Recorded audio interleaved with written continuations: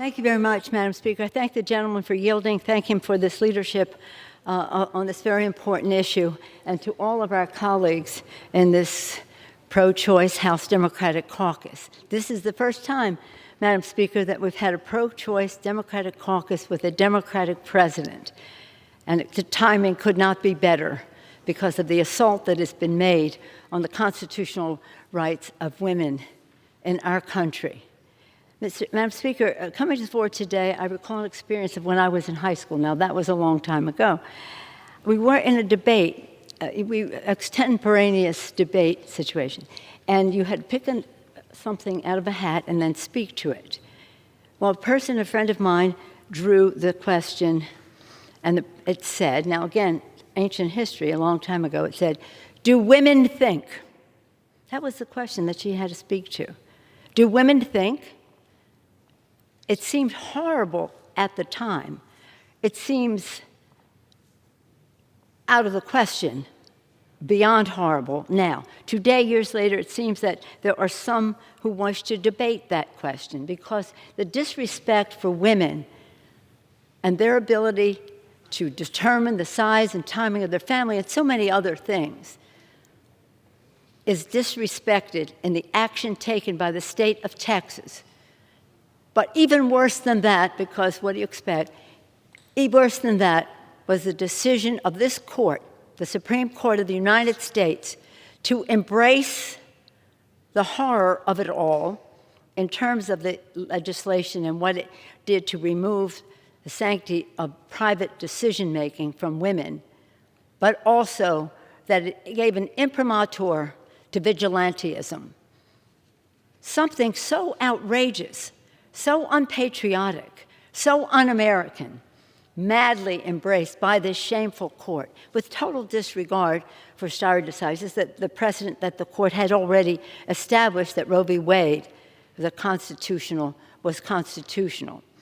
So today, I want to thank Judy Chu for her leadership, Congress in, Congress out, but now a majority and a president and the Democratic Senate by passing her leadership and introducing again and again and advocating the Women's Health Protection Act. And we are standing on the side of women to defend their freedoms and to uphold this truth.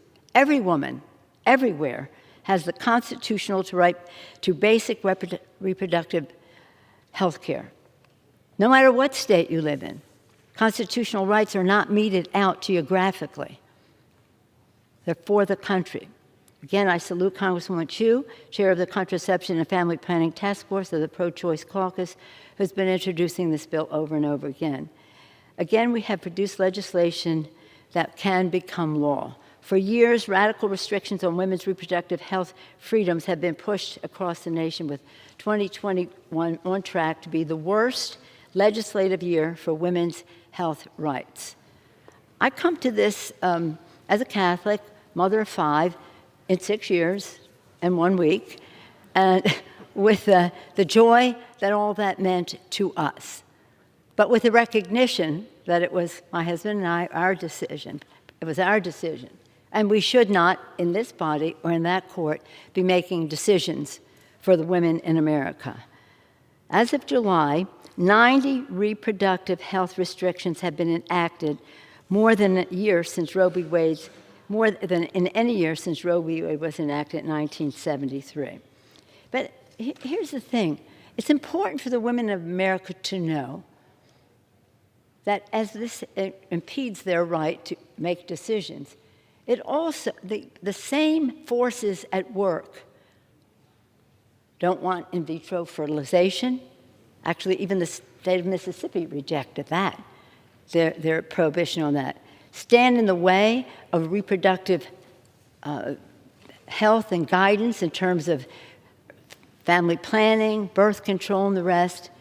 It's important for American women to know what we are up against when it comes to intrusion into the privacy of a family's life. You would think of how they're so averse to governance in any way. They wouldn't be so bullish about going into people's private lives in the way that they do. what the Supreme Court did was cowardly, a cowardly, dark of night decision, and to allow that bill to go into effect. How could it be? Because it was a decision.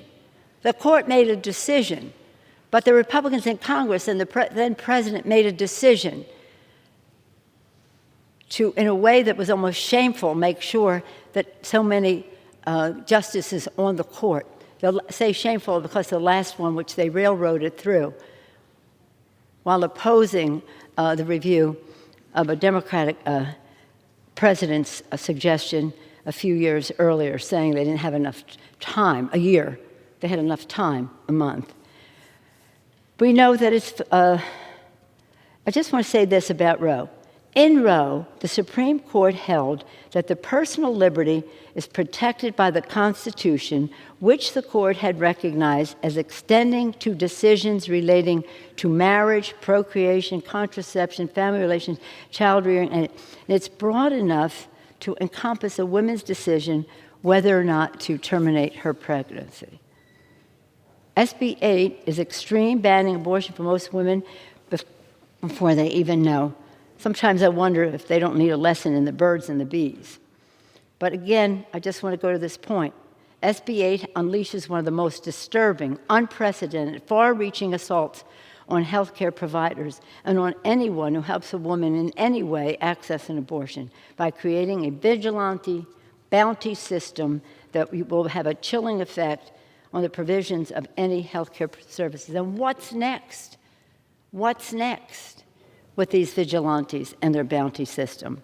Okay, so my colleagues, I associate myself with their remarks on all of this because they bring so much knowledge of the Constitution, knowledge of the history of since 1973, and even studying it before. Diana DeGette, the chair, one of the co-chairs of the caucus, fought this issue in the courts and won, fought it in the court of public opinion, fought it in the Congress of the United States. She and Barbara Lee and so many, and of course Judy Chu, so many of our women have taken the lead on this.